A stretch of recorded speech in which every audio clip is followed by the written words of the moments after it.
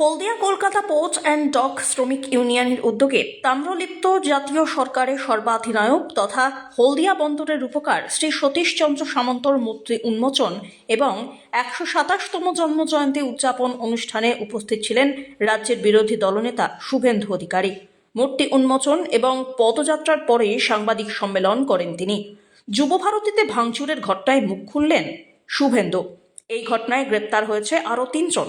এ প্রসঙ্গে শুভেন্দু অধিকারী বলেন, দর্শকদের গ্রেপ্তার করা হচ্ছে, যুবকদের ইমোশন নষ্ট করা হয়েছে। আমি ইতিমধ্যেই কোর্টে গিয়েছি। মহামান্য প্রধান বিচারপতি মামলা গ্রহণ করেছেন। গ্রেপ্তার বন্ধ করার জন্য এফআইআর এর ওপরে স্টে চেয়েছি। আগে অরূপ বিশ্বাসকে গ্রেপ্তার করুন। মমতা মেসিকে দিয়ে বলানো খেলা হবে, বাংলা তো বোঝে না, উল্টে খেলা হয়ে গিয়েছে। আর কি বললেন শুভেন্দু অধিকারী, শুনবো। দর্শকদের গ্রেপ্তার করছেন কেন? এক তো যুবক যারা,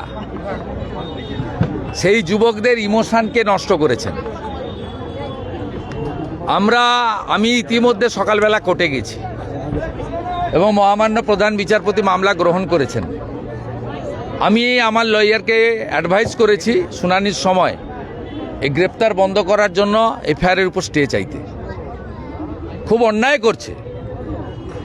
বেকার যুবকরা তাদের ইনকামের অর্থ, গচ্ছিত অর্থ এমনকি ধার করে নিয়ে গেছে। তারা মেসি ভক্ত, তাদেরকে উল্টে গ্রেপ্তার কেন করছেন?